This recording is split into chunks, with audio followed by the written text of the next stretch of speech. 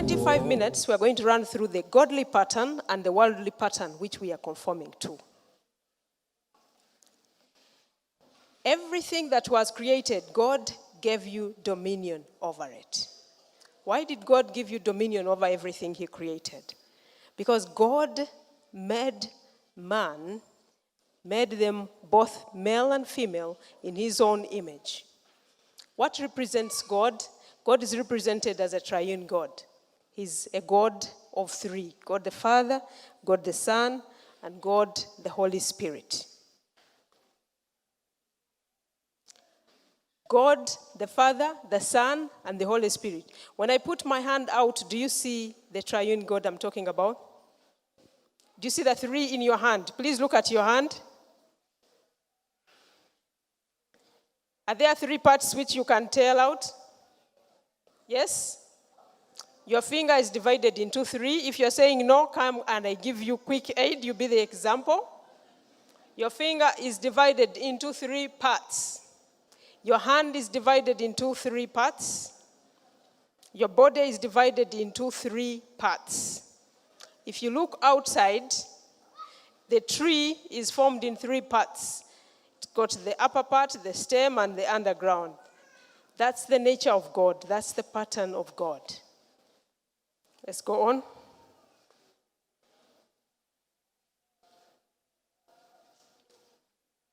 Next, guys. Look at the pattern of God, if you can see it on this side. I am sure you have watched and seen videos of hurricanes. Is there anything you see in those pictures which is similar to a hurricane?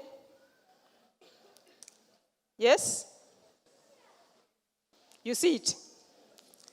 The formation of God always has that pattern. I'm picking these pictures from the American Research Center.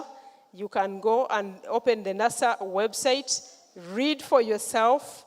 That's the pattern of God. God has a pattern which we are supposed to follow. Let's go on. That is the galaxy, created also in the same pattern. The distance from one corner or one side to the next side would take you travel time of 100,000 light years. Light years, please don't use the timing we use in this world. We are talking about the travel speed of light. That's how big it is. When you look at that picture, are you able to locate the sun? Please answer me. Let's go together. Where is the sun? It's in the middle? Retake. Go back to class. That's not the sun. The sun cannot be seen no matter how bright it is. That is a collection of so many planets,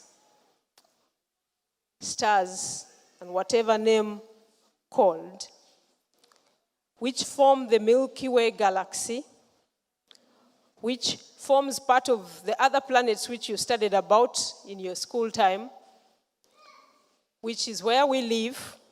Can you see the earth in that picture? So the earth where we live is that small. Can you see Uganda? So can you see you or me in that picture? That's where we are, even right now as we speak. That's where we are. Can you see me? When you see me, as in you point to yourself, can you see you? Now, in the picture of God, we are all too small.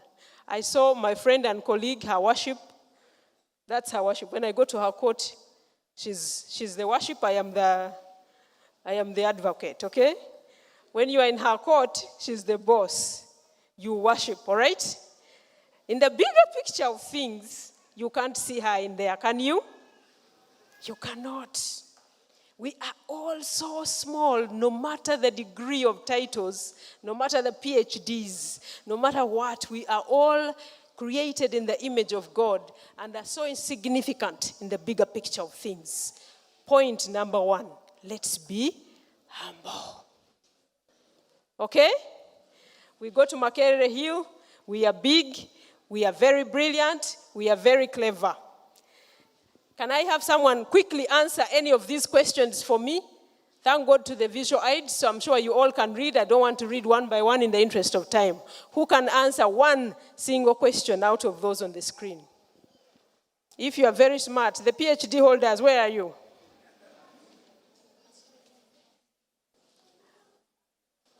Thank you so much for failing. So from today, acknowledge the wisdom holder is who? Is God. And in order for you to be wise, you need to go into his pattern and get out the blueprint for whatever you need to do. Are we together? Let's go on. Let's contextualize God, friends. This is our earth. Now you can see earth, okay? Out of the other bigger picture of the galaxies. Now, this is our earth. Zoom it in again and give me the other slide. This earth is 80% water. 80% water. And it says it suspends on nothing. It suspends on, God hangs it on. Can any of you hang anything on nothing? Can you even hang a paper on nothing? Can you hang a ball that says of my fist on nothing? So do you need God? You need to conform to the pattern of God. He's the master of everything. Let's look into God's blueprint. When he made these things, some of which we have no idea how big and massive they are, he gave us one particular mandate. And that particular mandate is in Genesis 1:26. Friends, that mandate is given only to those who are like him. And we only carry it out with the authority of God. He gave us a mandate to take dominion over the earth. Make it fruitful and replenish the earth. Replenish. What are we doing here in Uganda? Do we replenish? What do we do? I didn't hear you. We destroy. How do we destroy? Corruption. Go down. We have destroyed God's planet by working so hard to be one of the highest ranking corrupt countries in the world. Number 156. Clap for yourselves. Go down. Next slide. Congratulations, gentlemen and ladies. Some of you might know this gentleman. This is Patrick Zizinga. The lady on the left was called Annette. She was murdered. Patrick Zizinga is married to Madina Nachwala. Madina Nachwala is alive, but Patrick Zizinga was imprisoned for 11 years for the death of his wife, to which he was tried, convicted, sentenced, and for 11 years he was in our prisons. Yet his wife, Madina, was alive, visiting him and taking him food to the prisons. Your Worship, I think you can read this case if you go back. In the hearing process, Annette's sister appeared, and in the testimony of one of the witnesses said, but something is very wrong here. In the first place, that man is not the husband of my dead sister, Annette Nachwala. In the second place, that woman who is testifying as our mother is not my mother. Our mother died a long time ago. She was declared a hostile witness, and the man was convicted anyway, despite that evidence. Are we together? When he was arrested, his title, which brought him problems of 350 acres, was taken by the police officer. While he served the sentence, the land was transferred and transferred and transferred. By the 11th year, when he came back, it was a city. Zizinga has not yet got his land. Next. Crescencio Mukasa. Crescencio Mukasa is a peasant was the son of a chief, shouldn't have lived the life of a peasant. So he has lived all his life as a beggar on someone else's land as a squatter, but he has got square miles of land. Somebody pushed him out of the land. In 1985, he went to try and get it done. He went to High Court. He lost. He went to Court of Appeal. The matter was decided in his favor. They said, go back and get your 2 square miles of land. The thieves who had stolen it went to the Court of Appeal. They went to the Court of Appeal. Countdown 2017, the Supreme Court, decided the matter and gave Crescencio his square miles of land. Ask me, does Crescencio have that land today? No. Supreme Court decision, Crescencio Mukasa, Google, you can read the case on your own. These are facts, reality from myth. Are we together? He doesn't have the land. What's the reason? The police refused to evict the thieves. Any police officers around the house? Clap for yourselves. Friends, I want to go to the details of this. But 3 weeks ago, someone called me. I see one of my colleagues here. And said, you see, the problem with you is you are overreading these documents. You must let some of them pass such that we can get school fees for our children. We don't eat your Jesus. And then was also thorough enough to remind me of those who had died and they had not yet figured out who are those who had killed them. But I know who I have believed. I am neither intimidatable nor scarable, nor can you dissuade me from serving the Lord I have chosen to serve. So, let's go on. That is a ferry, friends.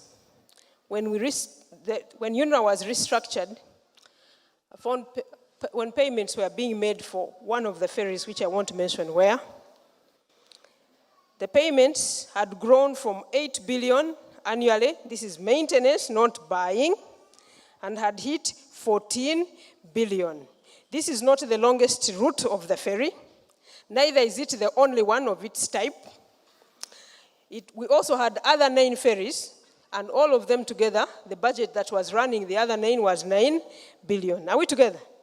9 billion running 9 ferries. Then there is one ferry which is 14. Are we together? What is the cost of buying a ferry? 8 billion. Buying a new one. And someone dies in Mulago because they didn't get chloroquine. Foolish Galatians. Isn't that what we are? Let's go on. That's a beautiful house. And friends, I love Ugandans to have beautiful houses. And we have potential to do much better than that house. Why? We are one of the richest resourced countries. Underground and overground. We are rich. We have water. If you remember the other picture which we've just seen, 80% of that water, when you look around the area where we cross from, you almost don't see land, you see only water. But when the dry season comes, we starve. Every single dry season. This is the top 5th university in Africa. What is wrong with the hydrologists you are producing? Why can't we change our situations? Why aren't we subduing the world? God has given us water, minerals. Every mineral, even coal, the one which does the aeroplanes and all that stuff, we have here. Friends, do you think we are dense? The lecturers who are here, are we dense? I studied here also. Tell me, are we dense? Who is the lecturer here?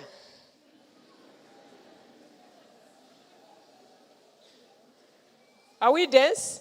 Of course, there are some of those that wish to make people fail. I was here 2 weeks ago in the funeral service of the late Professor Gumayo, and students were standing here to testify how he was a wonderful professor, unlike some professors who are interested in making them fail.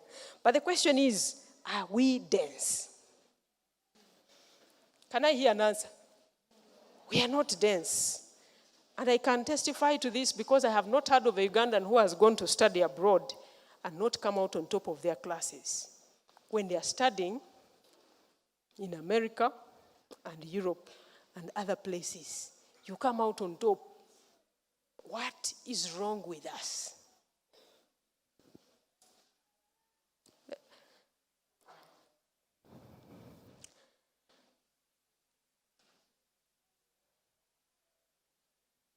$600 defilements every single month. Every single month. Potentially, every girl you see walking around could have been. What's wrong with you men? What's wrong with you men? Let's go on. Do you see these guys? They're having fun. They call it fun.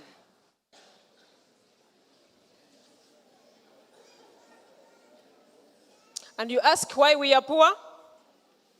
Do you still want to know why we are poor? How many bricks are on that table? How many chicks could have done a portrait project on that table? How many piglets are on that table?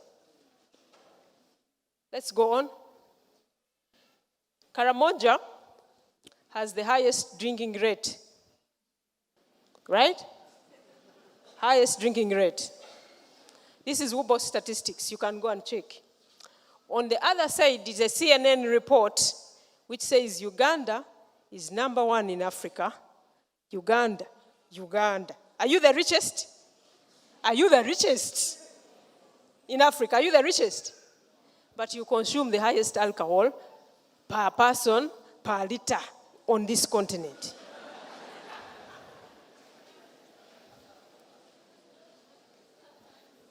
This is our poverty levels, friends. These are the patterns we have cut out for ourselves.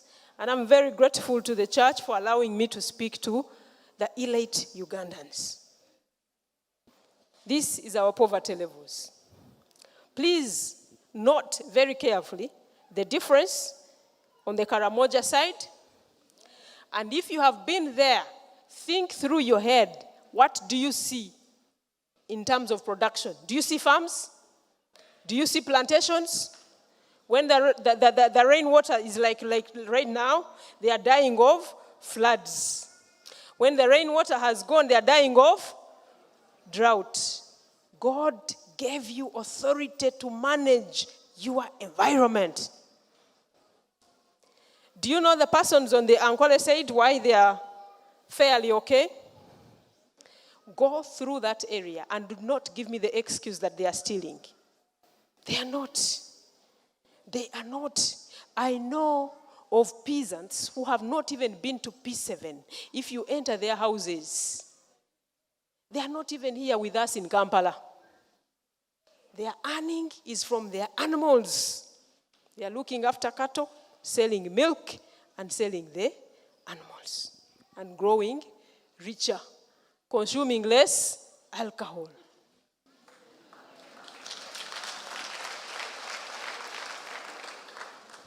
Let's look at this picture. I took this picture yesterday, deep in Chankwanzi, the one on this side. It is in the middle of a farm, a big farm. You know it? I don't know the owner, and I hope they don't ask me why I took their picture. But I saw it, and I was impressed. Hard work. You can see that the money that is there is coming from his hands. But don't be surprised that the opposite picture might also be seated on acres of empty land. Don't you know them? Acres of empty land with such shacks. Empty what? Empty what? You're not answering me. Is it there? Yeah? Don't we have neighbors? On this side, they also have land, and they are that poor. Have you seen plantations? On the same area, you have an acre which is doing very well.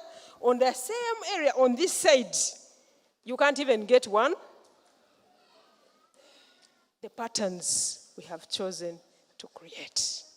God gave us the right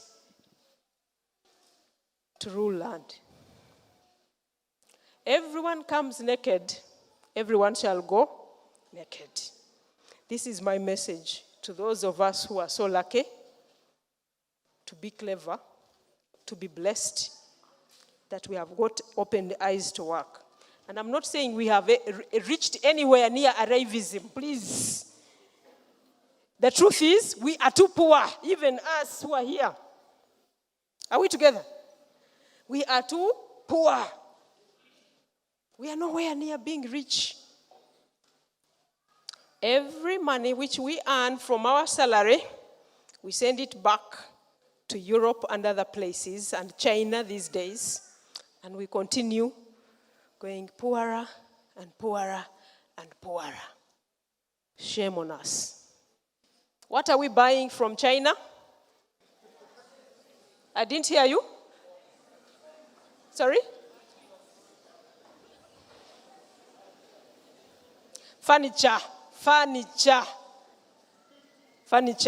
And why can't we buy the one at Kubiri?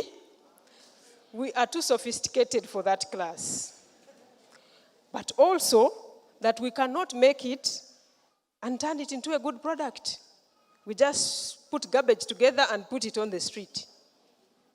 Let someone come and pay for garbage. We are killing each other. Next. But to conclude that, friends, help someone else. Either to open their eyes, and let's help each other to help this country move from this self-inflicted poverty. I have my personal quarrels with our academic system. The history which the colonialists left with us is the one we still study. If I asked anyone here the history of Uganda, nobody knows it. You are teaching development studies. You know? Yeah? As Director of Legal Services, people think you issue jobs like water. So they give you, well, yeah, my son finished. What have they studied? Development studies. Now, development studies. When you have a degree called development studies, where do you work? Yes, just a bit back. Yes, quickly. This is the statistics of where employment is, friends. Agriculture is employing the biggest number. How many agriculturalists are you training, and training them how? Yeah? Sorry? Health. Yeah, this is the highest. I've not said everything here is there. I'm saying the highest employers. The highest employers, they are here. These are the highest. Okay? Go to the other one, the other side, the one which contributes the highest GDP. This one. This is where our GDP comes from. Where is development studies? And forgive me if you are doing development studies, but you still have time to question the choices you make. Are we together? Question the choices you make. If it is not going, paling degrees of graduates of illiterate people is not going to help us move from poverty. I would rather we produce agriculturists because we have land which we can use and make money. Let's go on. I'm racing with time. Okay? Friends, the biggest problem we have in this country is our mind. Our mindset. needs a change, a complete overhaul. A complete what? Our ethics towards work are bad. The lecturer will miss the class and dodge the students. The students, when the lecturer doesn't come, they are the happiest. You jump on top of the tables. So nobody ever gets to know that, in fact, the lecture did not happen because the students were happy that the lecturer dodged. Eventually, we get out of universities and are not even able to write the application letter. Just the application letter. But you are paying millions to be in this great institute. Perhaps they are even selling land to send you here. And when the lecturer doesn't come, you celebrate. Hooray! Who is missing? Who is cheating themselves? And this is what has killed us.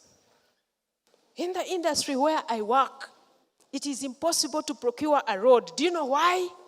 Corruption. Interests from everywhere. Interests from everywhere. The concerned and the unconcerned, the bothered and the unbothered, everybody is like a shark. Who is the loser, friends? Who is the loser? The loser is you and I. That road is going to serve this country. So we delay it, complaining and writing English letters. The Chinese don't write English. They can't even speak it. We write the letters on their behalf and fight one contractor against the other, whoever hasn't got the job, and we delay the procedure of us getting a road. Congratulations. I love this country, but I hate our attitude. Friends, we think we are too learned. The truth is, if you are learned, then you know that you know nothing. It is okay for me to meet an unlearned person, and by learned I don't mean the lawyers, someone who is not educated, and they feel they know, because they have never known what there is in the world, right? But if you know how much knowledge is available, and you know how much you have, then you should know you know nothing and be humble about it. Lack of discipline, lack of self-control. These things are all going to be left in this world. Your mandate and my mandate is to improve it for the next generation. We take nothing. Now there is this stupid ideology of amassing property for my children. Do you know who will take it? The ones who did not sweat for it. Not your children. You will be lucky if they sell it. Because they will sell it and go where? To Europe to have a party. But then you will be lucky because they will have used it. But from what I have seen in my legal practice, it is us, the lawyers, who benefit. When you have left your property for your children, do you know what happens? They start fighting for it. They put us on a retainer. Every time we go to court, we send a bill. We go to court, we send a bill. Year 1, year 2, year from 1985 to 2017, how many lawyers did Mukasa pay? We are the ones who will eat it. So you save it, steal it and save it. But you're not saving it for your children. So don't deceive yourself. You have relatives who are dying of starvation. You can't give them a piglet to start from there, and tomorrow they make 6 piglets. Because you are saving money for your dear loved children. Forget, they will not use it. And I'm not speaking only from facts, but it's also a biblical principle. And because I believe that whatever is in that Bible has not been proven wrong on one day, surely even this one, don't waste your time. Do what God sent you to do in the world.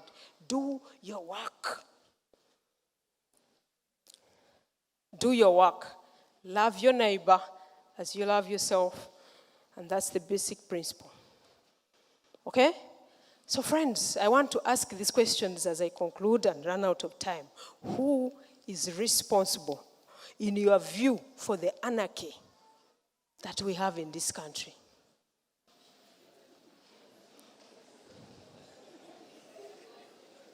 Could it be the church?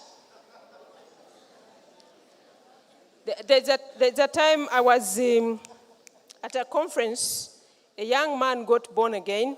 He was working with the church in Kavale, and he came crying. And he said, you know what? I've been working in a church. But the truth is, this is what we have been doing with the reverend. We have been dividing shares and presenting wrong accountabilities. So the problem is not the church, but the persons in the church. Isn't it? Is it Museveni? Let me ask you, from the examples I have given, did Museveni sit in any of the cases that I gave here as an example? Is he judge in any of them? Guys, stop blaming Museveni for your own problems. Museveni does not sit there. He doesn't. Think of any problem that you have. Museveni is so far removed from it. It is orchestrated, and we read it. You heard it? Below one officer, there is another officer, and above him, another officer. All of us still. Down, upwards. So why do you pick on the last person at the top?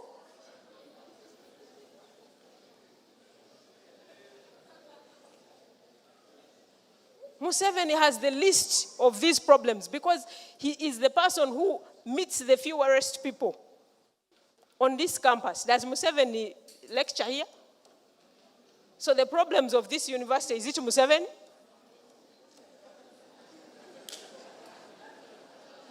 Let us face reality and stop the blame mentality.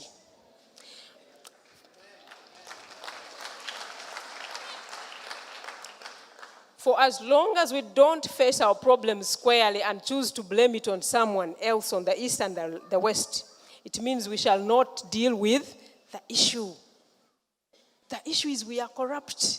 The issue is we are stealing. The issue is we are defiling our women. The issue is we are not working. We are poor because we are lazy. Let's not blame Museveni for all our problems. Could we blame our parents?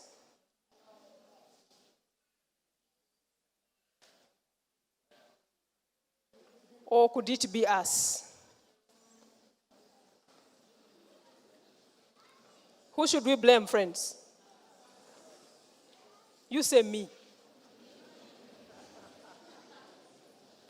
Me, the last one, please. That's the problem. So deal with the problem. Now, friends, I love this country. I love Uganda. I tell people I would never live anywhere except here because there is no place that I have been that is as beautiful and blessed as this land. But man, making this country a better place is your responsibility and my responsibility and not Museveni's problem, not Museveni's responsibility because God gave the mandate to you.